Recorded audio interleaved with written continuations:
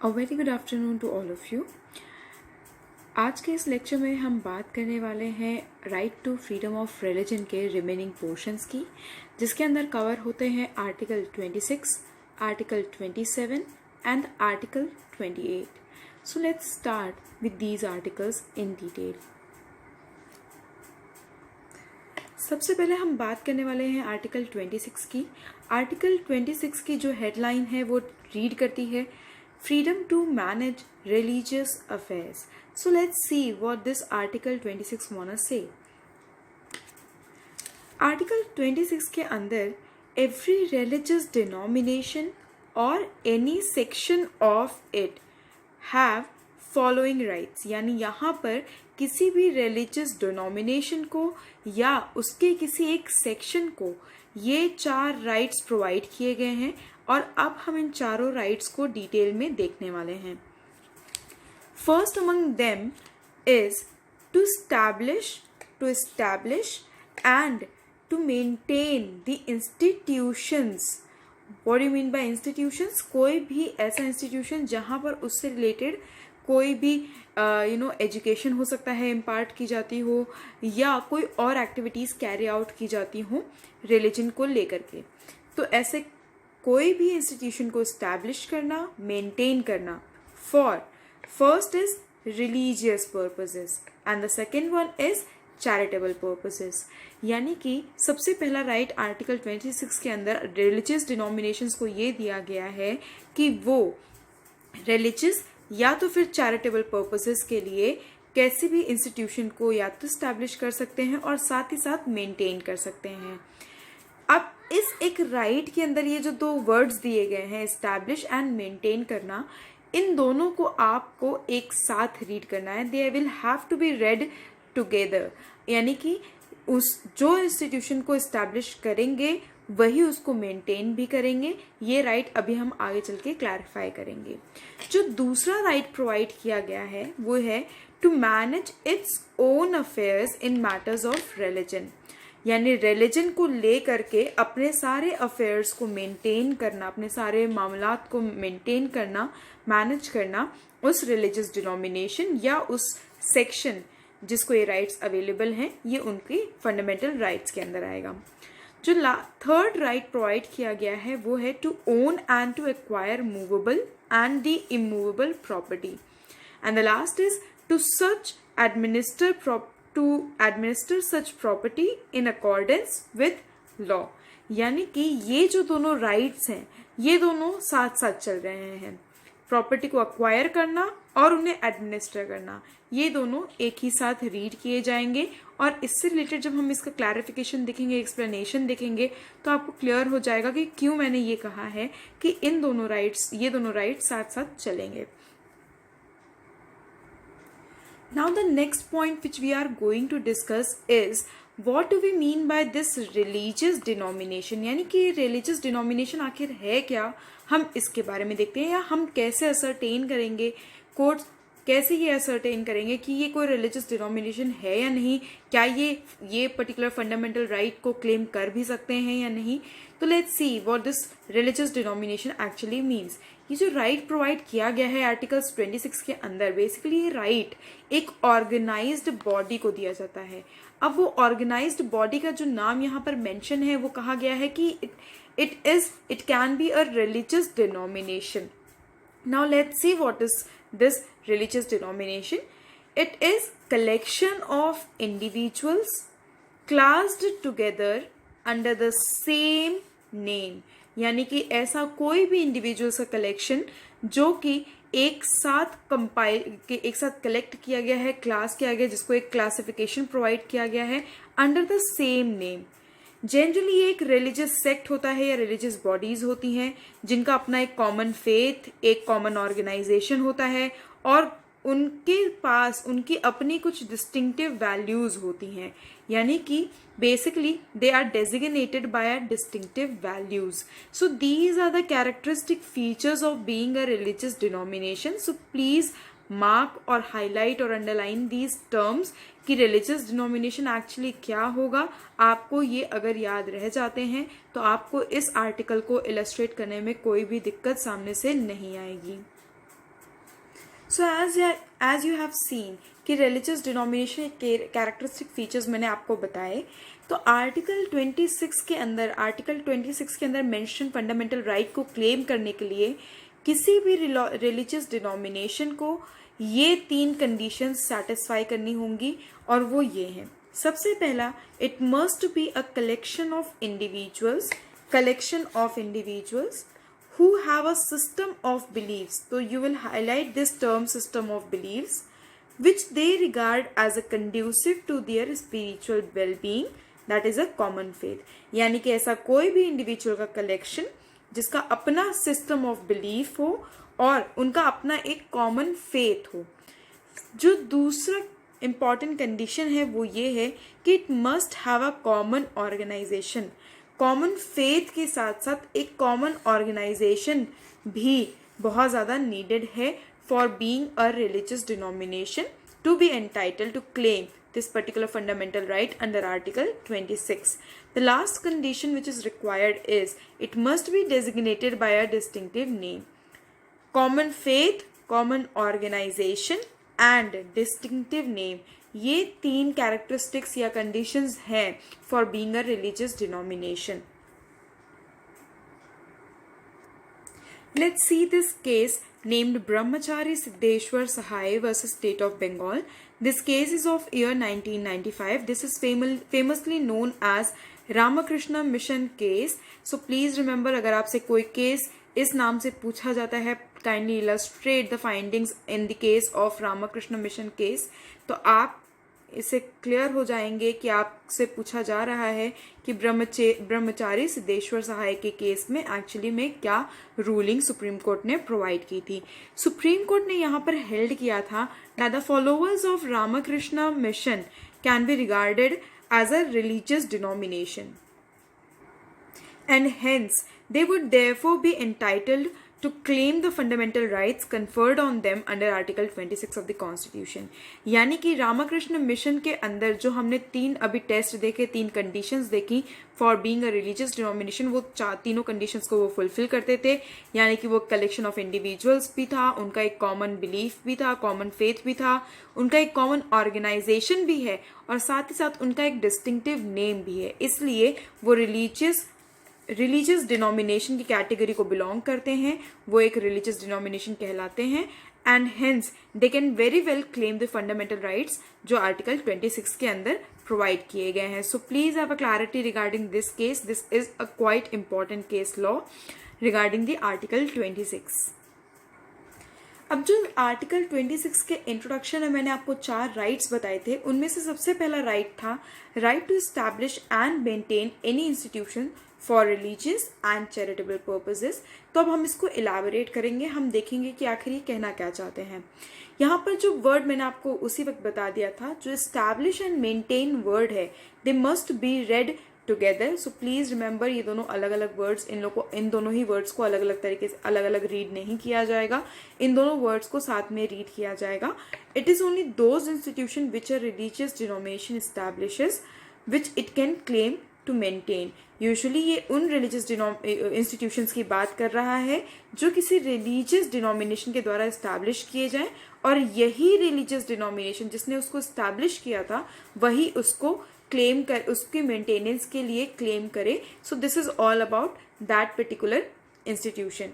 इससे रिलेटेड एक बहुत इंपॉर्टेंट केस है Aziz Basha versus union of India. The case is of year 1968. इस केस में ये हेल्ड किया गया था कि Aligarh Muslim university basically Muslim minority के द्वारा इस्टेब्लिश नहीं की गई है, एंड हेंस मुस्लिम माइनॉरिटी ये क्लेम नहीं कर सकती है that he has right to maintain that particular Aligarh university. And basically this Aligarh University was established under the statute passed by the parliament and not by any Muslim minority. So I hope that you have got a clarity now over this concept कि जो भी religious denomination या section thereof उस particular institution को establish करेगा वही उसकी maintenance का जिम्मा ले सकता है या उसकी maintenance को claim कर सकता है, otherwise नहीं. I hope इस case से आपको वो clarity मिल गई होगी. अब जो सेकेंड राइट मैंने आपको इंट्रोडक्शन पार्ट में बताया था वो था right to manage matters of religion. So let's see what is this matters of religion. A religious denomination और organisation is free to manage, please highlight this word, free to manage its own affairs in matters of religion. The state cannot interfere in the exercise of this unless they run counter to, यानी कि matters of religion में state कब तक interfere नहीं करेगा, unless they run counter to, यानी कि इस सेंटेंस से आप ये अंदाजा लगा सकते हैं कि ये राइट एब्सोल्यूट राइट नहीं है. This is subject to certain limitation. Let's see what these limitations are. These limitations are public order, health, and morality. So these are the restrictions or the limitations which have been imposed over this particular right in the matters of religion. So please remember these limitations or restrictions. ये right जो है to manage the matters of religion, ये confine है सिर्फ matters of religion से. और ये matters of religion क्या क्या चीज़ें इंक्लूड करता है आपको ये भी पता होना चाहिए. मैटर्स ऑफ रिलीजन का मतलब है यहाँ पर कि किसी भी तरह की रिलीजियस प्रैक्टिसेस, किसी भी तरह के राइट्स और किसी भी तरह की सेरेमनीज जो बेसिकली रिलीजन की प्रैक्टिस के लिए एसेंशियल कंसिडर किए जाते हैं, ये सारी की सारी चीज़ें मैटर्स ऑफ रिलीजन के एम्बिट में कवर होती हैं. As you can see, the next statement which I have written over here is the right is subject to regulatory power of the state under Article 25 Clause 2. What does this Article 25 Clause 2 says? Kindly watch the first part of right to freedom of religion. उसमें मैंने आपको Article 25 Clause 2 का A part बहुत elaborately discuss किया है. So please go and watch that video. यानी कि ये जो राइट है, right to manage the matters of the religion, ये स्टेट लॉज के द्वारा रेगुलेट की जा सकती है. So please have a clarity कि ये एक जो राइट है, right to manage the matters of religion, this is not absolute in nature, this is limited by certain restrictions. जो यहाँ पर नोट मैंने आपके लिए मेंटेन किया है वो नोट ये है कि जो प्लेसेस ऑफ वर्शिप हैं, they can not be used for hiding criminals or carrying on any anti-national activities. They can also not be used for any political purposes. So please mark these words and remember always whenever you write any answer regarding Article 26, 27 or 28 or Article 25, that is the right to freedom of religion, then kindly do not forget to mention these kind of notes which I have been providing you in these notes.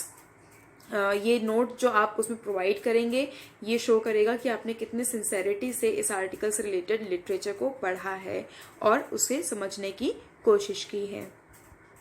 अब यहाँ पर जो third right provide किया गया है वो है property के एडमिनिस्ट्रेशन से रिलेटेड, यानी कि right to administer property owned by denomination. किसी भी रिलीजियस डिनोमिनेशन के द्वारा प्रॉपर्टी को अक्वायर करना, उसे मेंटेन करना, ये सारे राइट्स प्रोवाइड किए गए हैं आर्टिकल 26 के क्लॉज सी और क्लॉज डी में. A religious denomination has the right to acquire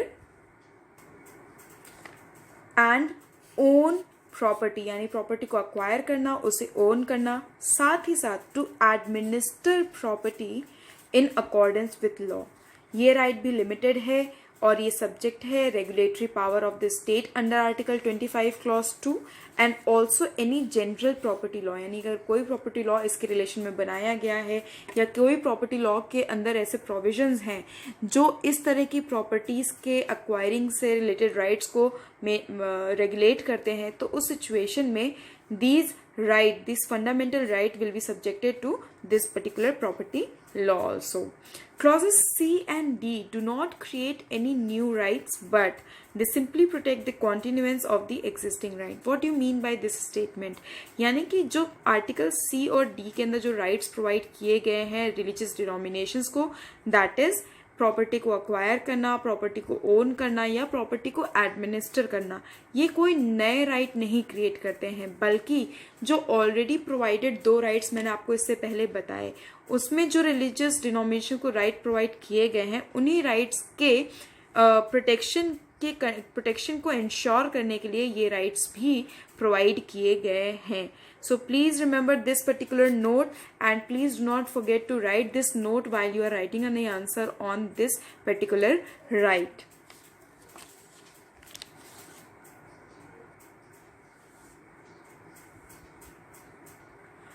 Now we will move on towards Article 27. Article 27 की headline read करती है freedom from taxes for promotion of any particular religion. That reads that no person shall be compelled to pay any tax for the promotion or maintenance of any particular religion और religious denomination, यानी कि किसी भी particular religion या religious denomination के promotion या maintenance के लिए किसी भी पर्सन को कंपेल नहीं किया जा सकता है कि आप एक टैक्स पे करिए। यानी कि कोई भी एक ऐसा लॉ जो आपको कंपेल करे, किसी नॉर्मल पब्लिक के पर्सन को कंपेल करे कि आपको किसी रिलीजन के या रिलीजियस डिनोमिनेशन के प्रमोशन और मेंटेनेंस के लिए पर्टिकुलर टैक्स प्रोवाइड करना है, तो उस सिचुएशन में आप उस पर्टिकुलर एक्ट को या लेजिस्लेशन को चैलेंज कर सकते हो, saying that it is violative of article 27। But what you need to remember is कि ये जो एक आर्टिकल है, आर्टिकल 27, ये बेसिकली टैक्स को मना करता है, पर ये फी को लगाने से बिल्कुल भी प्रोहिबिट नहीं करता है। यानी कि अगर कोई लेजिस्लेशन किसी भी तरह का फी चार्ज करता है, saying that it is needed for the promotion of religious denominations, religious places, तो सिचुएशन में you can not go and challenge that particular legislation saying that it is a tax, because there is a quite evident difference between tax and fee. Fee जो होता है वो किसी एक specified purpose के लिए लगाया जाता है, और जो टैक्स होता है, टैक्स यूजुअली स्टेट के लिए, स्टेट के फेवर में कलेक्ट होता है, स्टेट उसे कलेक्ट करता है to do so many other things. So let's discuss article 28 now. Article 28 की जो हेडलाइन है वो रीड करती है prohibition of religious instructions in state aided institution. यानी कि ऐसा कोई भी इंस्टीट्यूशन जो स्टेट एडेड है, स्टेट फंडेड है, वहाँ पर कुछ प्रोहिबिशंस लगाए गए हैं रिलीजियस इंस्ट्रक्शंस को लेकर के। Let's see what this article reads. Article 28 clause 1 says that no religious instruction shall be imparted in any educational institution wholly maintained out of state funds। यानी अगर स्टेट फंड्स से पूरी तरीके से वो इंस्टीट्यूशन सिर्फ और सिर्फ स्टेट फंड से मेंटेन किया जाता है, तो उस सिचुएशन में वहाँ पर किसी भी तरह की रिलीजियस इंस्ट्रक्शन इम्पार्ट नहीं की जा सकती है। This is the prohibition which has been imposed under article 28। Let's see what this Article 28 clause 1 subclause 3 says. It says that no person attending any educational institution recognized by the state or receiving aid out of the state funds shall be required to take part in any religious instruction that may be imparted in such institution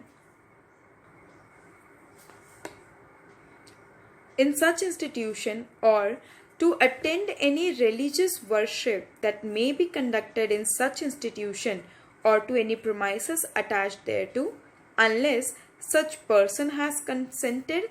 और दूसरा, अगर वो person minor है तो उस situation में उसके guardian ने अगर कंसेंट दी है तो आप वहाँ पर उसको रिलीजियस इंस्ट्रक्शन इम्पार्ट कर सकते हो और वो उस रिलीजियस इंस्ट्रक्शन में पार्ट ले सकता है। Let's see what this article says. ये आर्टिकल ये कह रहा है, article 28 sub clause 1 sub clause 3 says कि अगर कोई पर्सन जो किसी ऐसे एजुकेशनल इंस्टीट्यूशन में पढ़ता है जो या तो स्टेट के द्वारा मेंटेन किया जाता है या पूरी तरीके से वहाँ के फंड्स से मेंटेन किया जाता है या रिसीव करता है वो एजुकेशनल इंस्टीट्यूट वहाँ स्टेट के फंड्स को, तो उस पर्सन को आप कंपेल नहीं कर सकते हो कि वहाँ उस इंस्टीट्यूशन में इम्पार्ट की जाने वाली किसी भी रिलीजियस इंस्ट्रक्शन में वो पार्टिसिपेट करे या ऐसी किसी भी रिलीजियस वर्शिप का पार्ट बने जो उस इंस्टीट्यूशन या उससे अटैच्ड किसी प्रीमाइसेस में हो रही हो। यहाँ पर लेकिन एक कंडीशन प्रोवाइडेड है, यानी कि वो ऐसा कर सकते हैं, प्रोवाइडेड व्हाट, कि अगर वो पर्सन ने अपनी कंसेंट दी है कि वो उस रिलीजियस वर्शिप या उस रिलीजियस इंस्ट्रक्शन दोनों में पार्ट लेंगे, तो वो ऐसा कर सकते हैं। या फिर अगर वो पर्सन माइनर है, यानी कि the student who is studying there is a minor, तो अगर उनके गार्जियंस ने कंसेंट दिया है, उन्होंने कंसेंट प्रोवाइड किया है, तो सिचुएशन में भी वो उस रिलीजियस इंस्ट्रक्शन या रिलीजियस वर्शिप का पार्ट हो सकते हैं। So please remember this exception. Now you can see clearly over here that I have provided that there are 4 types of educational institution. अभी जो 4 types of educational institution है, ये मेरी खुद की categorization नहीं है, rather it has been provided itself by the article 28. तो आर्टिकल 28 के अंदर इन 4 तरह के एजुकेशनल इंस्टीट्यूशंस को डिस्कस किया गया है. पहला तो जो पूरी तरीके से स्टेट के द्वारा मेंटेन किया जाता है. दूसरा जो स्टेट के द्वारा सिर्फ रिकॉग्नाइज्ड होता है. थर्ड जो इंस्टीट्यूशन जो स्टेट फंड की एड यानी कि हेल्प को रिसीव करता हो. एंड द लास्ट इज ऐसा कोई भी इंस्टीट्यूशन जो स्टेट के द्वारा एडमिनिस्टर तो किया जाता है पर वो किसी ट्रस्ट या किसी एंडाउमेंट के अंदर स्टैब्लिश किया गया हो. तो ये 4 तरह के एजुकेशनल इंस्टीट्यूशंस हैं और इन एजुकेशनल इंस्टीट्यूशंस के ऊपर किस तरह के रेस्ट्रिक्शंस लगाए गए हैं रिलीजियस इंस्ट्रक्शंस को लेकर के, लेट्स सी देम. जो इंस्टीट्यूशन जो पूरी तरीके से स्टेट के द्वारा मेंटेन किया जाता है, उस इंस्टीट्यूशन में किसी भी तरह का रिलीजियस इंस्ट्रक्शन इम्पार्ट नहीं किया जाएगा. But the second and third category, यानी कि ऐसा कोई भी इंस्टीट्यूशन जो कि स्टेट के द्वारा रिकॉग्नाइज्ड हो या जो स्टेट फंड की मदद को रिसीव करता हो, एड को रिसीव करता हो, वहाँ पर religious instruction may be imparted, but what is the condition? Again the consent of the student studying over there. और अगर वो माइनर है तो उस केस में उसके पेरेंट्स या लीगल गार्जियन की consent. What is the third category? ऐसा कोई भी एजुकेशनल इंस्टीट्यूशन जो स्टेट ने एडमिनिस्टर तो करा हो पर वो स्टैब्लिश किसी ट्रस्ट या किसी एंडाउमेंट के अंदर किया गया हो, तो वहाँ पर किसी भी तरह के रिलीजियस इंस्ट्रक्शन पे किसी भी तरह का रेस्ट्रिक्शन इम्पोज नहीं किया गया है. वहाँ पर रिलीजियस इंस्ट्रक्शंस प्रोवाइड किए जा सकते हैं without any restriction. So with this I complete the right to freedom of religion. Thank you so much for being with me.